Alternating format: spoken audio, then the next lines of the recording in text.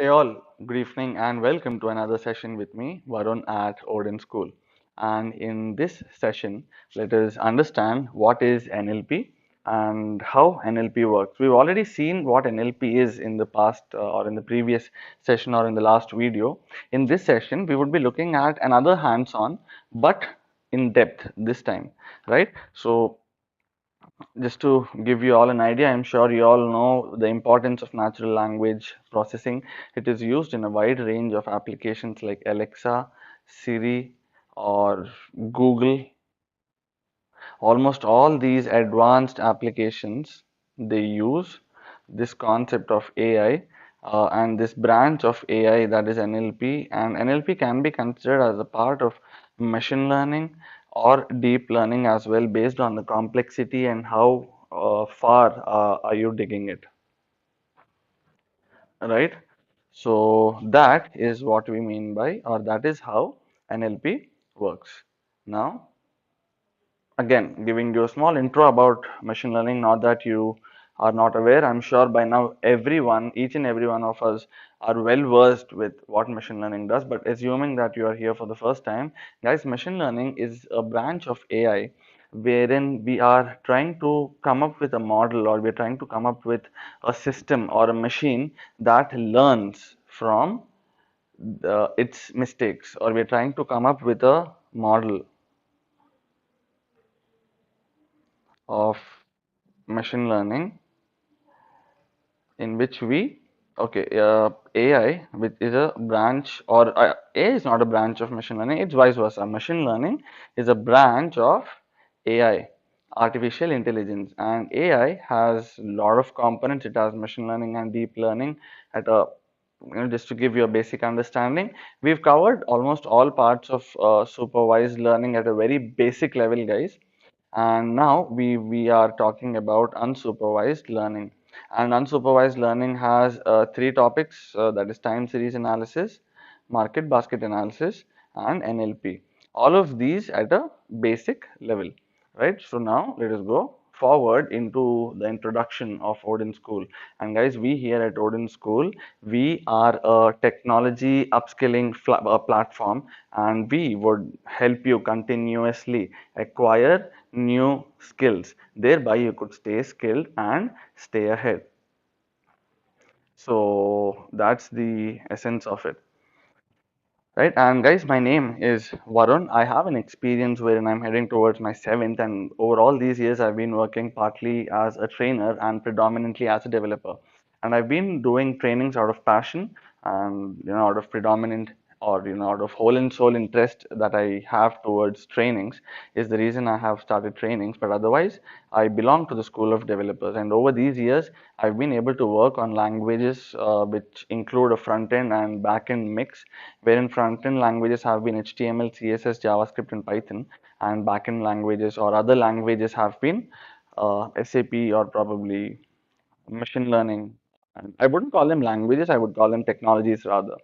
And to give you all the understanding of the agenda, it would be to see what is natural language understanding and natural language generation, followed by steps in NLP, right? Now, whenever we talk about natural language processing or natural language programming or neuro-linguistic programming, there are two main components that we have. The first component is NLU, which focuses on giving us an understanding about what and why and how things work, right? So, oops. So I'm sorry guys, that's my bad. Now when we talk about NLU involves the mapping of given input in natural language into useful representations as far as the slide goes. But to break this down and to understand this in very simpler words, or probably in a much simpler terminology, we can say that NLP or NLU is moreover trying to understand the word that you say. Okay, so it's mapping the given word in natural language into useful representation. So let us say I tell my system that I'm looking for probably an apple or a tomato. So this word would now start getting searched in Google or probably in its own web application. Okay, and after it searches for this, it would now give us an image of an apple, right? So when you enter the word that you want to see an apple in text, right? The process of how it gets converted into uh, the process of how it gets converted into an image, or the process of how it gets converted into a representation or into something which is not text is all what NLU talks about,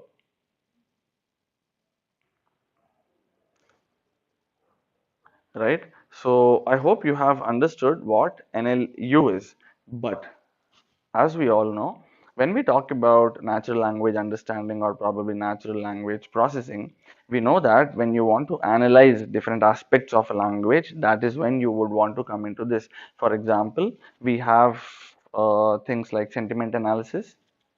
Sentiment analysis is one of the most basic examples, or is one of the most uh, analysis, right? Or probably reaction sentiment analysis or reaction test, they're all almost the same, just different terminologies, right? Now in both of these we are trying to analyze the different aspects of the language, which means, is that person, when he gave the speech, was he irate, or was he calm, or was he happy, or was he tensed? Words like these can be understood, or feelings like these can be understood when we talk about sentiment analysis. And this is an application that's gaining pace. And then the second part of the discussion, which is about NLG, that is natural language generation. When we talk about NLG, it involves three steps, as you're able to see. And the most, well, there's no most important, or this, there's no order like that. It's all a sequence of steps that happen. So when I give my system a data set, or probably some input commands to read, right, which are in text format, so the first thing it would do is text planning. That is, it would break words, or it would break the sentence into different words. For example, I am a good boy. So here all of these words are broken, or this whole sentence is broken into one, two, three, four, five, six tokens, right? Now once they are broken down, we would notice that unnecessary words would be removed. After which you have something called as sentence planning. Now, when we talk about sentence planning, it includes choosing required words, or probably forming meaningful phrases and setting the tone of sentences. All these are here. Okay, or all these happen as a part of sentence planning, right? Then the last part that we have is text realization,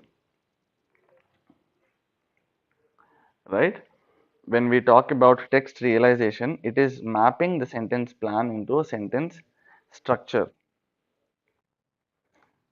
right? So when we talk about the sentence structure, it means giving it a shape and a phase. Okay, so these are the parts of how it works.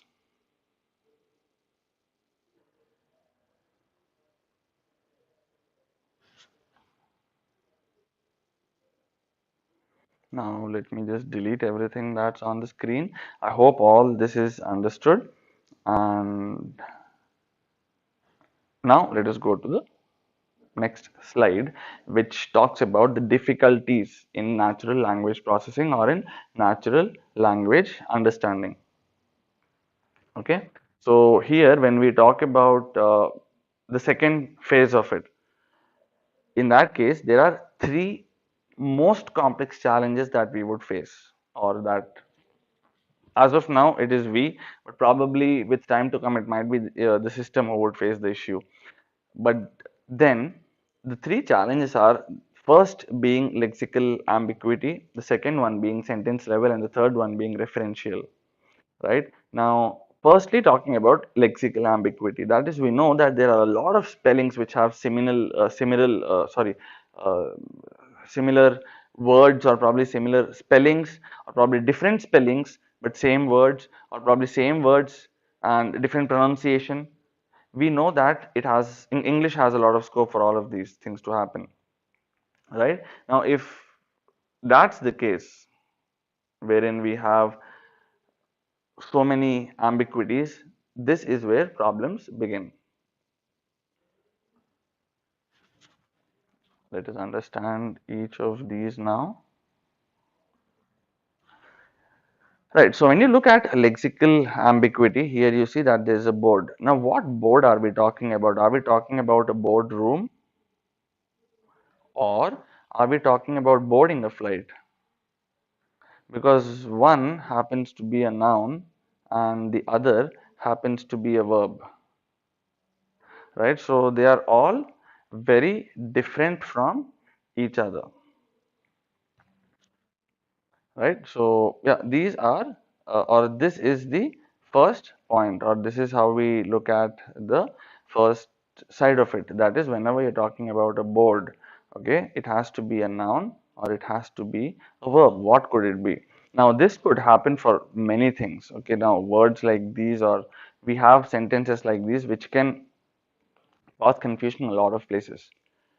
The second one is syntax level ambiguity. That is, he lifted the beetle with the red cap. Now, we all know that almost every sentence has an active speech or probably a direct speech and an indirect speech, or probably an inactive, passive, active, passive voice.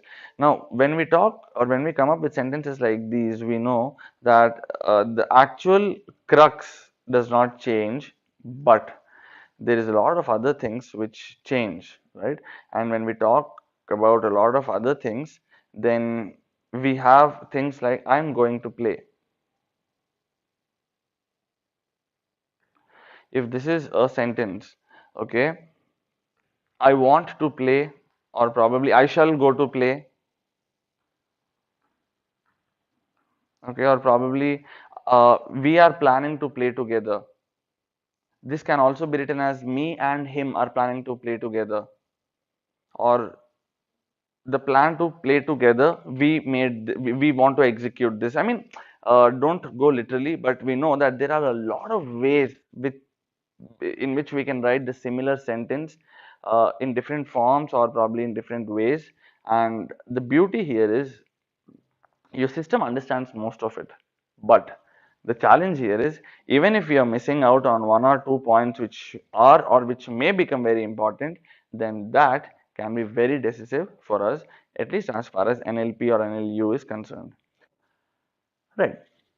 The third one we have is referential ambiguity.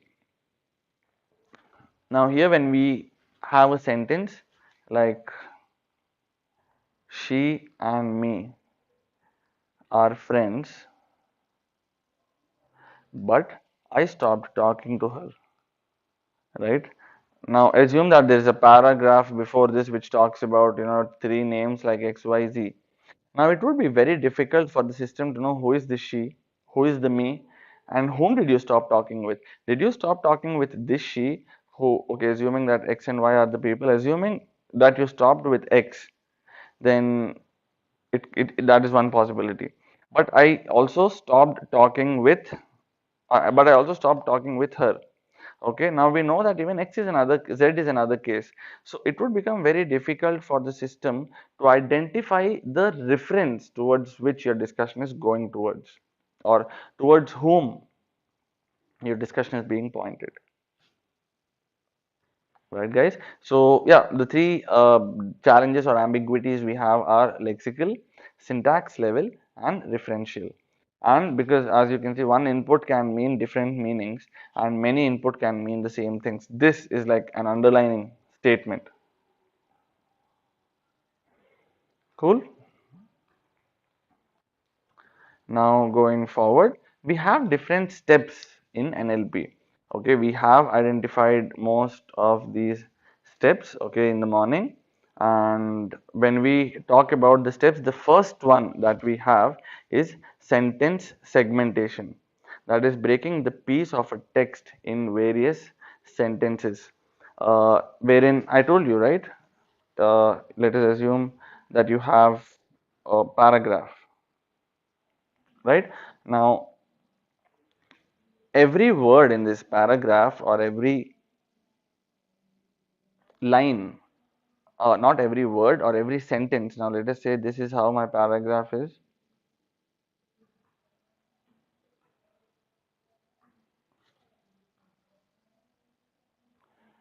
Okay guys, now if this is how my sentence is, that is my name is X, roll number is 32, assuming that this is how it is, and the place where you have a full stop is assumed to be end of one sentence, correct? Now considering this the case, how many sentences do we have here? 1 and 6. So in total we have 6 sentences, right guys? Now all these 6 sentences which form one para are broken down into sentence, and then each sentence is again broken down into words. So now let us, so my first statement is my name is X. Now if this is your first sentence, then after you break this down, this would be my name is X.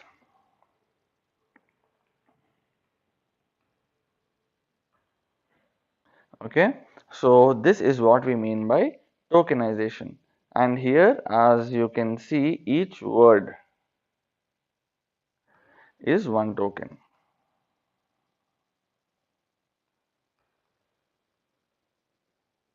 So all of these are one tokens each.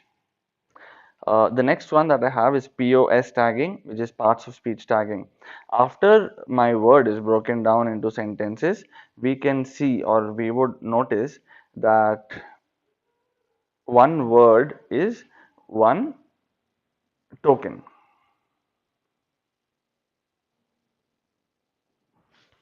right guys? So this is the third step when you have given your system some information.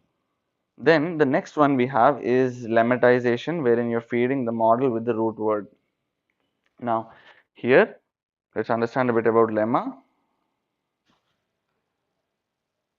Playing, saw, ate,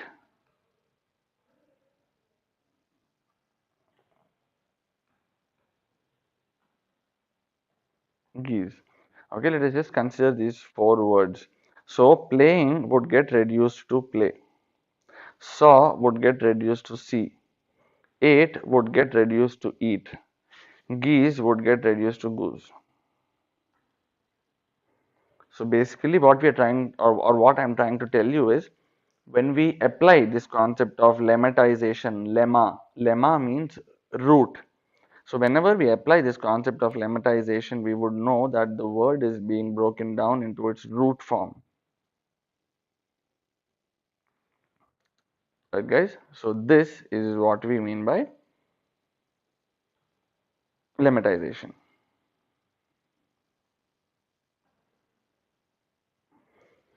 Right guys? So now let us go to the next part, that is identifying stop words. Now what do we mean by identifying stop words?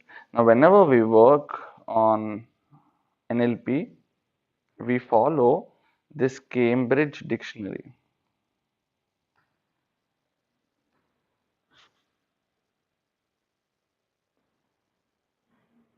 right? Now here there are a lot of words which we tell the system not to consider, and the rest are important,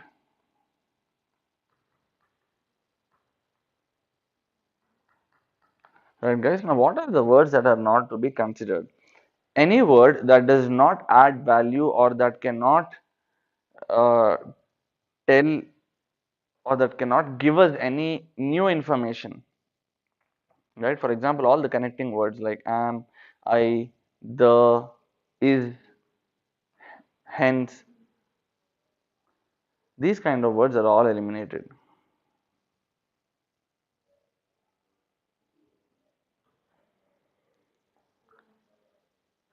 right? And yeah, so now that we have understood the older step which talks about identifying stop words, and now that we also know what stop words are and how we come up with them.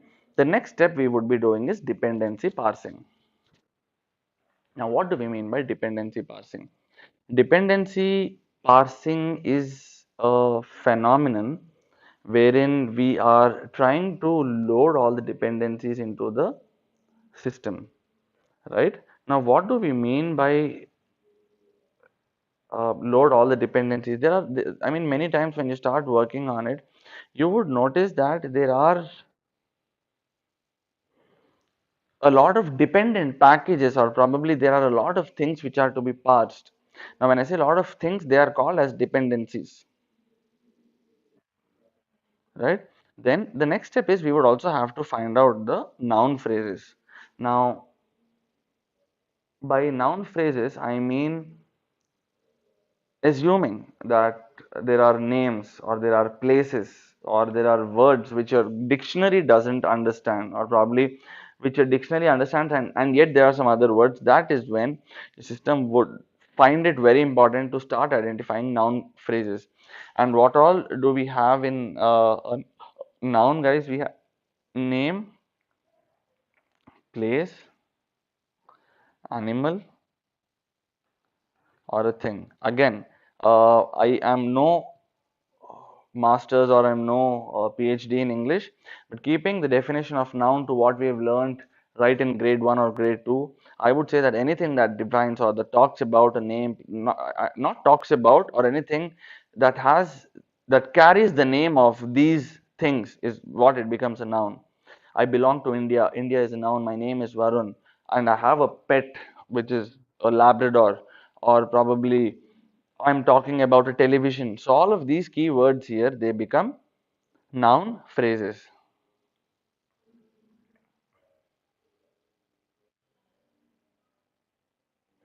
Okay. Then the next one we have is NER, that is named entity recognition. And in named entity recognition, all of these words, for example, Obama was the president. I'm cutting them down into my simple English, was the president of the United States. Okay. Now here your system would tell you that this is a name, or this is a noun rather. Okay. This is a noun, and this is a place, or it will tell you that this is a geographic entity, because the naming in NER is a bit different from how we find the names in real. That is why you might have things like these. Now you can probably put the video on pause and just check out a couple of examples on NER in Google, and I'm sure you'll have a hell lot of examples or hell lot of things to understand.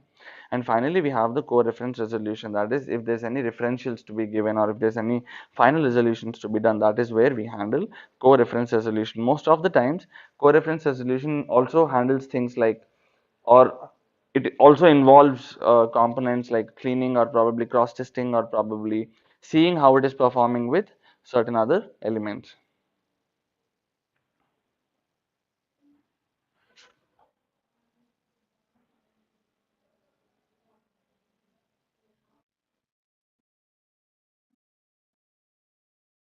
Right, so guys, now that we have understood the whole basic of it before going into the recap, now let us quickly head on to the coding part.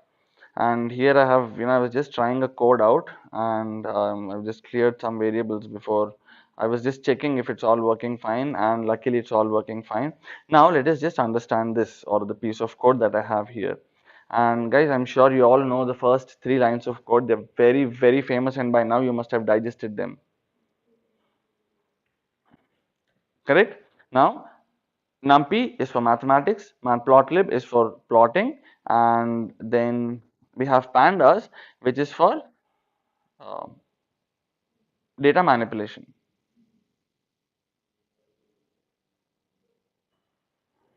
Cool, guys. So now that we have these three libraries, then now we are good enough to kind of start reading a document. And here the first document that I would be reading would be my data set, or would be my CSV file, which is restaurant reviews. right? And I have a delimiter which I'm using, and my tab would be a delimiter here. Okay, so let me now execute this step.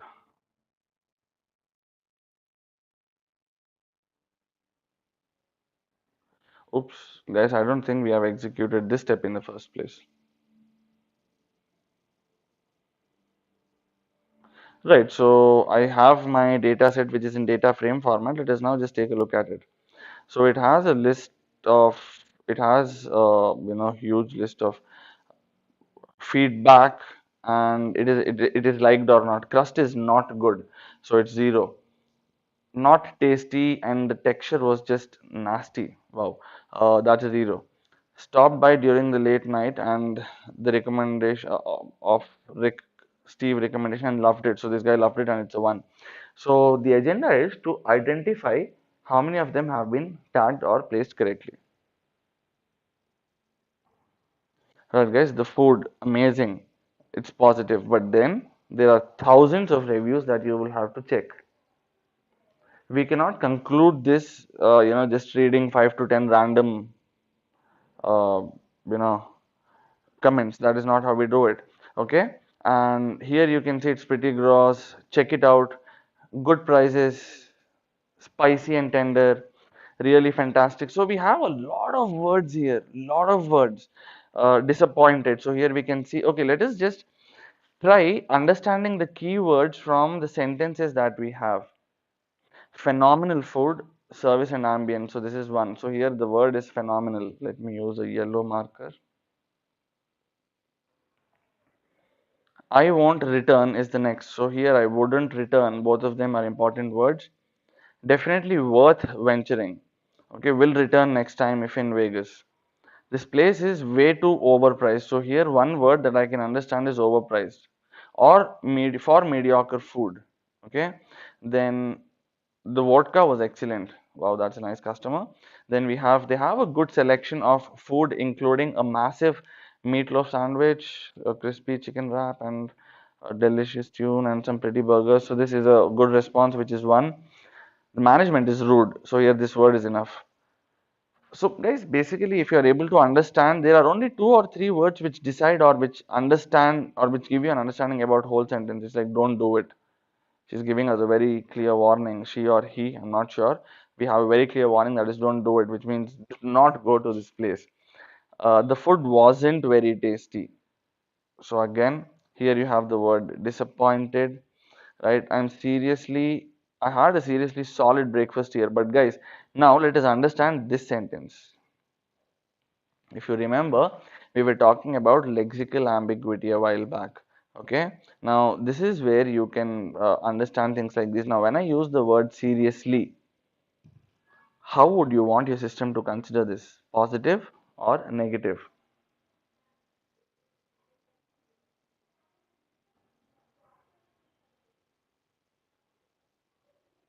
Guys, it is the challenge here.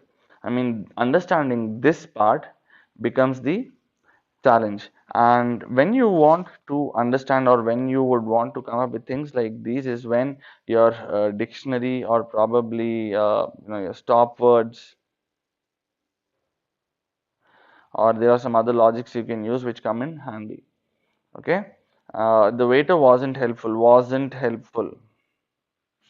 Okay, but we also have now, if considering this wasn't helpful sticks to this word only, then friendly or rarely checked on us. So here again, when you see the word friendly, you know that this is that he was not helpful nor friendly. But how would your system know that? The second challenge.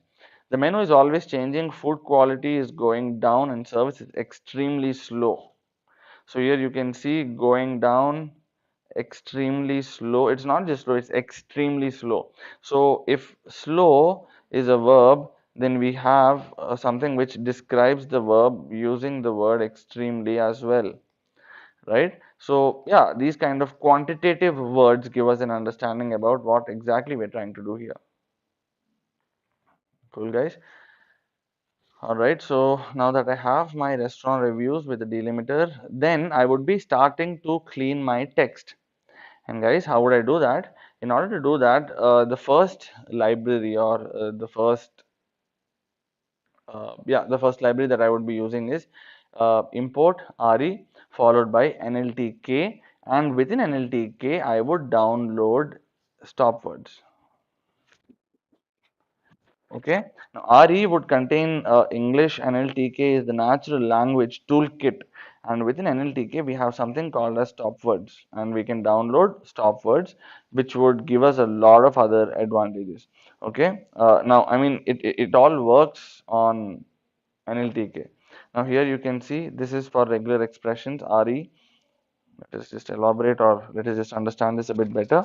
As you can see, this module, it provides regular expressions making operations similar to those found in Perl, right? It supports both 8-bit and Unicode strings. Another important thing here.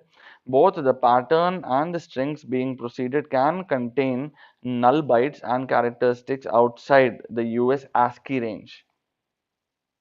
Okay, and I hope we all know what ASCII is, right, guys? I mean, this is something that we have learned right from school. Okay, there is an abbreviation to ASCII as well, and I mean, let me just write it down just in case to avoid any confusion.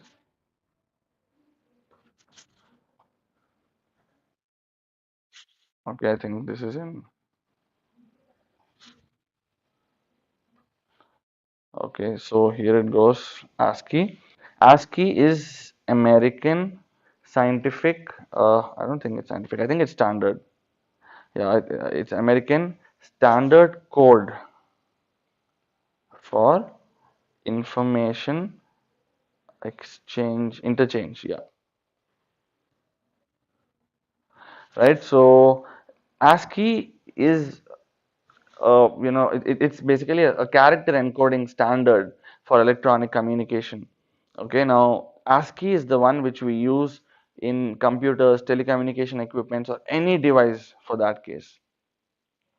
Okay, now it is pronounced as ASCII, and as said, here you have numbers which are assigned from 0 to 128. So in total, you have 128 English characters here, and ASCII tries to work between them. Right, guys? So this is what we mean by ASCII. Okay. Now, when we talk about ASCII, it was Bob Bemer who invented this, and with this, he also invented a couple of other things like backslash and escape key.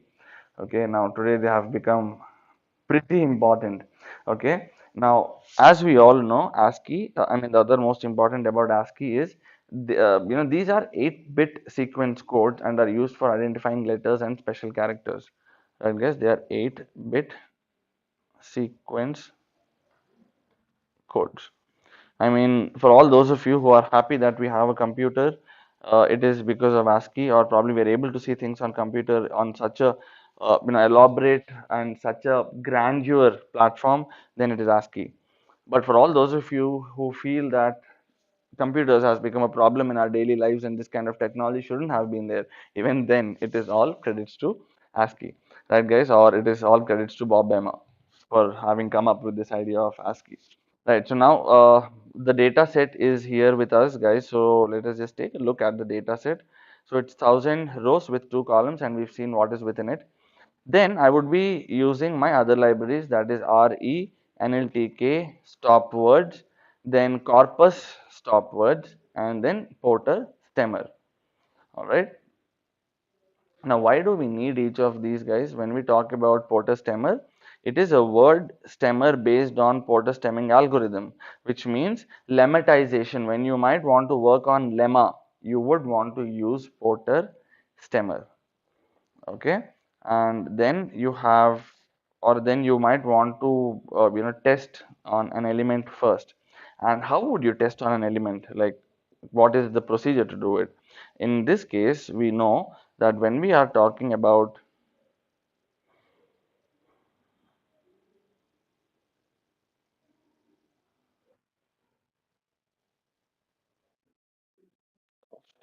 yeah, so now we all know that when we are talking about our data set, we can always take a look at the first element. And how do we do that, guys? I mean, what is the procedure to take a look at the first element? The only way you can do that is by instantiating the first element, which is square brackets of 0. So here I am using this wherein, which is re dot sub. Sub stands for substitute. So I would want to replace or change all my capitals, like all my I would want to remove all expressions except a to z in small and a to z in capital. So and that too, this would happen on my first remark only. And what's my first remark? It is wow, love this place. So now let us start checking for it. Oops.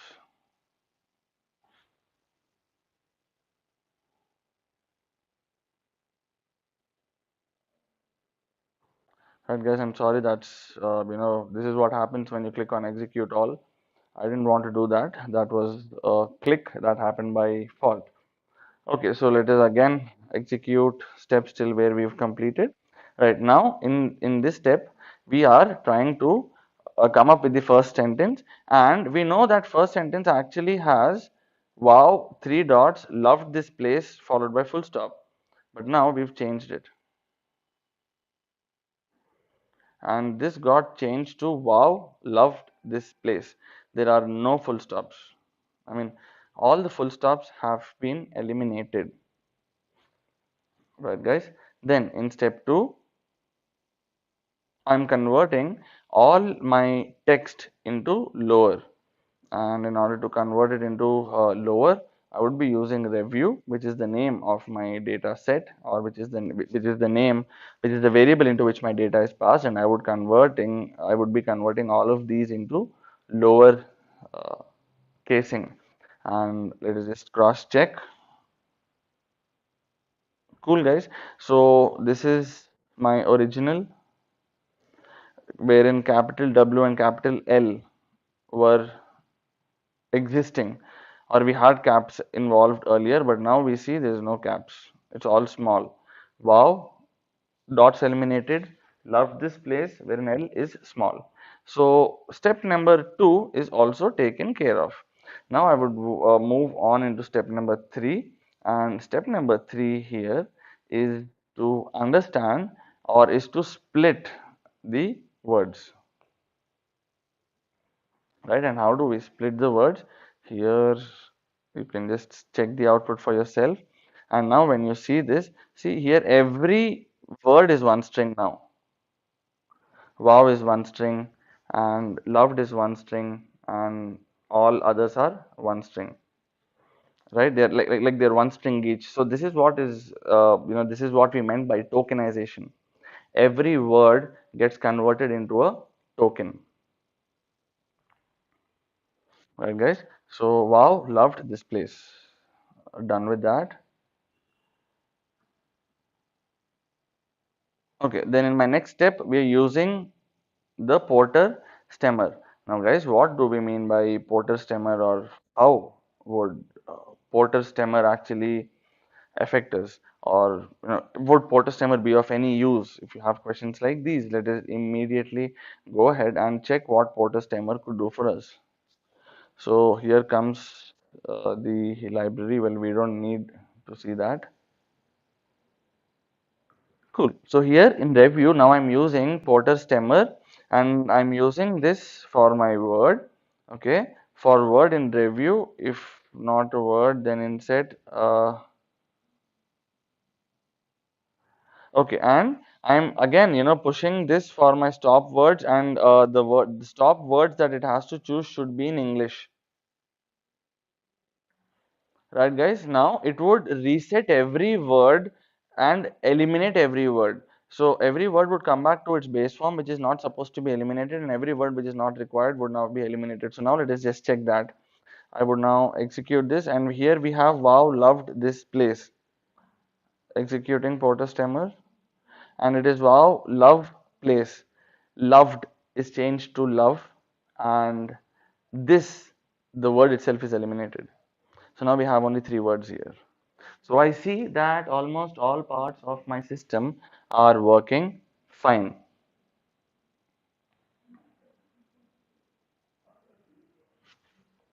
Cool. So yeah, now on to the the next step, which is what I'm doing here is I'm considering an empty set, which is corpus. And when we talk about corpus, it means that, I mean, you can name this as whatever you want. You can name this as XYZ or Varun or your name. This is just an empty variable that I'm considering.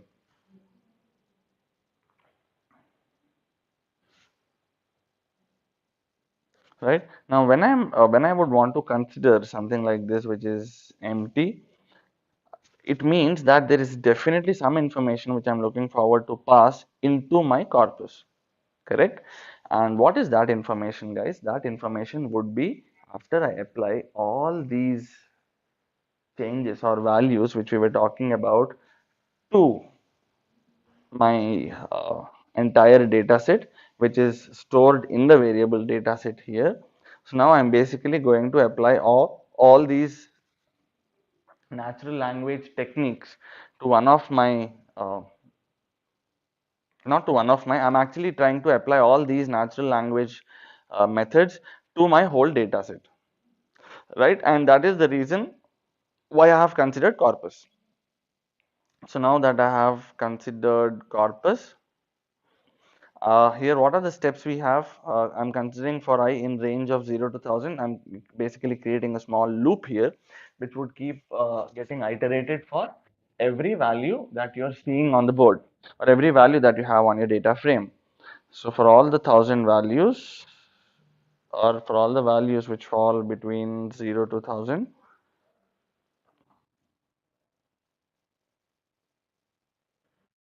Okay, now this is now guys, sentences like these or codes like these, it's better you take it this way. Okay, so here you have a red light, which means all these words, all these 1000 sentences are getting executed in the backend. And now this is the corpus. So now let me open corpus and let us open data set also. And guys, please cross check for yourselves. Here you see, wow, love this place, and this is wow. So you can see, firstly, there are no dots, no exclamation marks, no commas, no full stops. I mean, no apostrophes. All special symbols have been eliminated, right, guys? So step one is very clearly understood. Then what do we have in step two? In step two, we have ensured that all of them are changed from capital to small.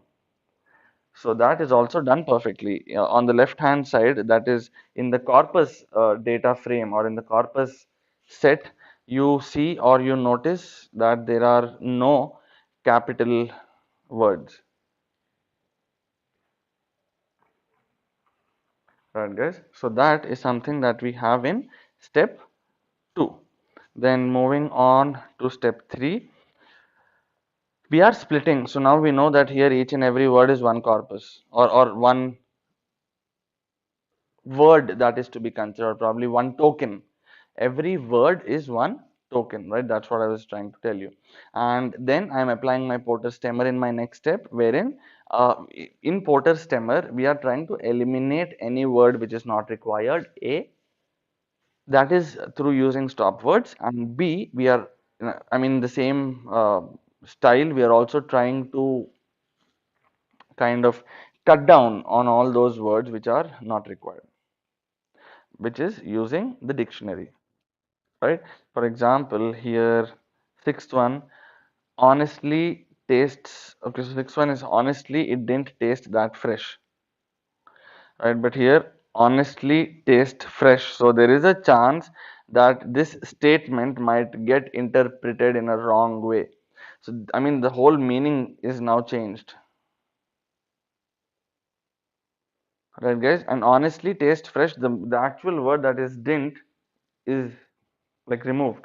And without that, the whole sentence is now changed. They're like opposites, they're contradicting each other. So these are the kind of challenges that we might have. Anyways, now going forward, the next step I would be doing is I would be creating a bag of words model. And in this bag of words, I would tell my system that it should have a max features of 1500 within one bag. And this is achieved using count vectorizer, friends. So I'm using a count vectorizer here, which would do the job for me. So here goes. Okay. In my next step, I'm using maximum features of 1500. Then I'm using fit transform and I'm giving it to my data set. So now it is in X and Y. We don't need to check them. Okay. Then I'm splitting my data set. This step is something that we all know in and out by now. Okay. There is one word which is not selected. Cool. Executed. And then comes my naive Bayes classifier. So guys, as you can see here, I'm using my naive Bayes classifier. And what is this naive Bayes classifier got to do with? Naive Bayes classifier is mostly to do with uh, classification. Okay. Now, when we talk about classification, or when we talk about how the information would be classified, here we would be having classification happening in terms of 0 and 1, wherein 0 is yes, or probably 0 is positive, and 1 is no or negative, right? Either which ways, or either of these, we would notice that they are called as classification. Now within naive Bayes, there are a lot of variants of naive Bayes that we have, and we would be talking about Gaussian naive Bayes here, right? And I mean, we're not working on a generalized naive Bayes, we are working on Gaussian naive Bayes in specific, right? And you can, I mean, whenever we might want to have an understanding about this kind of library or this kind of an import, you could always go ahead and Google, or you can open your Sklearn and you can check out naive Bayes, and you would have loads of information that you could access from, right? So here I'm using naive Bayes, Gaussian naive Bayes, and I'm passing that into my classifier, and then I'm using my fit. I'm trying to fit this to my train model. So this is my classifier and this is my train model. And into my train model, I'm now using or passing predict. Right, guys, that is predicting the test set results. And I mean, the word is predict for that. I mean, this step here does not change. We would apply the learning model, or we would apply the machine learning model on the train, and then we would predict it, or we would try to test it, or we would try to check for the values on test. So this is how train and test are used, and then finally we would be coming out with the confusion matrix, as you can see here.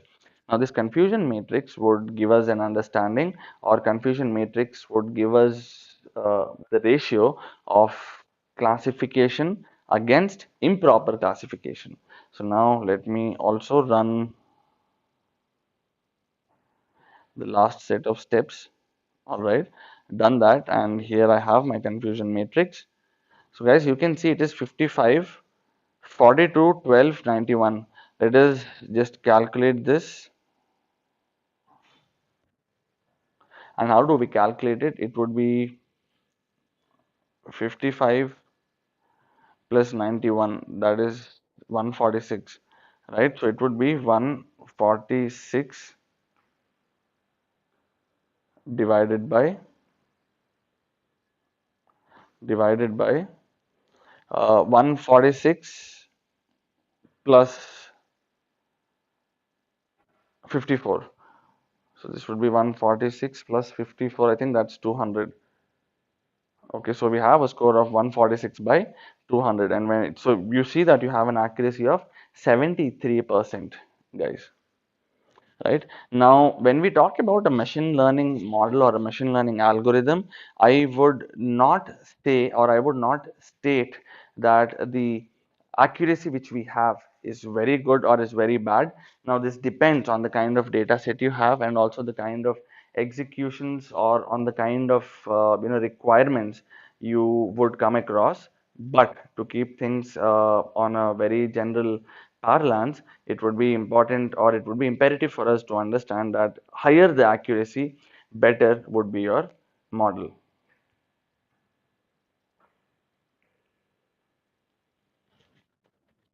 Cool. So this is how it is, right?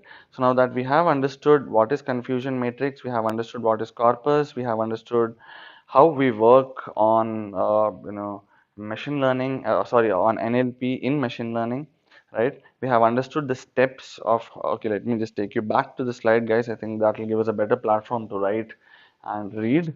Okay, so what are all the things that we have understood? We have understood how is the data set of NLP different from normal, right? Like normal files are CSV, this is TSV. TSV is tab separated values. Now, this is the reason why we use tab values to separate them, and the delimiter here hence is a tab. Okay. Okay, so we've seen how to read a data set in the first place. Then we have understood the steps involved, right? After which we saw what are the challenges that we have available in NLP, followed by the advantages, and also followed by case studies that we use, right? And then we worked on customer feedback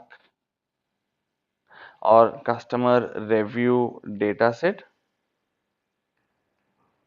right, which talks about how a customer would behave, or what is it that the customer is trying to express.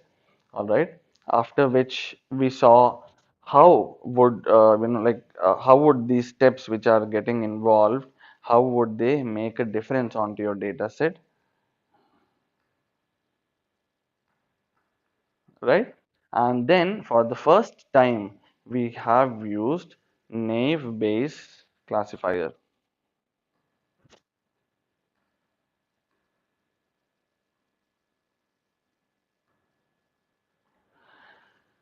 Right, guys. So these are all the steps, or these are all the things that we have worked on using a NLP, or probably using text analytics, or probably concepts of NLP. Now, again, what we saw here is at a very basic level, guys. Okay, these are some very basic steps that we have involved when we work on NLP. There are steps which are obviously much, much more complex than these, and also there are sessions, or there are values, or probably there are elements which do not give us an interpretation of everything which is as straight as seen, right? So yeah, the thing is, if you would want to work on NLP, or if you would want to work on anything such as this, then the most important thing would be for us to start working on different, okay, let me just, new data sets. You could begin with smaller text course, and then you could get into some big or complex textual content. Okay. Notwithstanding this, you can read a lot of case studies, because there are a lot of challenges that keep happening on a day-to-day basis, and most of them are nowadays available on Google. So you can actually read some case studies, and you can actually try them as well. You can try to solve them. And for this, you have a lot of places. You have GitHub, we have Kaggle, we have Fiddle, Python Fiddle, and etc. And guys, all these platforms, they allow you to develop content, or they allow you to code freely for the sake of practice. So guys, I would suggest that you probably start trying, or probably you should start laying your hands on things like these, to understand what, where, how, and why NLP can be useful, right? And also the most important things as discussed after NLP or before NLP would be, I mean, once you have understood the wording, once you have understood the casing, once things are played around with, you would not want to end this process there. NLP begins, or NLP can be said it ends when you have come up with an accuracy, or when you have come up with an understanding, or when you have come up with some kind of a sentimental conclusion about a speech or about a paragraph or about a text that's been given to you, that is when we call that the program or the output is achieved. The output is not to break the words or break the sentences or to come up with tokenizer and to split them and to convert them into small and then leave it like that. That is definitely not the output. Or also, if you kind of implement or if you work or if you have worked on, uh, how do we put it? Now, let us assume that you have worked on a small classifier wherein it is to identify a customer's reviews, like exactly what we have done. Even in this case, or even if it is text to speech to text conversion, even in this case, or even if it is text to image or text to picture conversion, in that case, I mean, it could be in any of these cases, the way we work on them is bound not to change, and the way you're supposed to handle the steps is also bound not to change. Probably your conclusion steps may change or may vary, but the steps with which you begin, or probably the steps which involve till lemmatization or probably till Porter stemmer, things here are bound not to change. So my humble request to each and everyone who's looking forward to practice or learn or work on NLP is to start working on data sets, is to start identifying words or probably how to use a dictionary, how to use stop words. Now let us say there might be words which you do not want to eliminate. For example, we have seen I didn't like the place. Now here, if this and this have been eliminated because of stop words, then guys, the whole meaning is contradictory, right? It's completely contradicting what we spoke or what we did, or rather, it's an opposite. And this kind of change is not acceptable. Right? So we need to have problems for questions like these as well, which all can be found and can be done based on the right amount of practice and some understanding. Right, guys? So I hope you have understood in detail what NLP is and what is NLU and what is NLG, how NLU and NLG are parts of NLP, and also what are the important libraries involved and how to work on them and how to extract them, and finally how to check your output based on them. And if in case you people have enjoyed the session and you feel or you believe that you've learned something out of this, then guys, please do not forget to hit the like button, and also do not forget to hit the subscribe button followed by the bell icon, because when you do this, you would be having access to a plethora of videos to watch from, and also a lot of subjects or probably a lot of technologies to choose from. Right, so yeah, stay tuned, stay put. This is me, Varun, your trainer, your mentor, signing off, wishing you all and all the best and a terrific future ahead. Have a great day.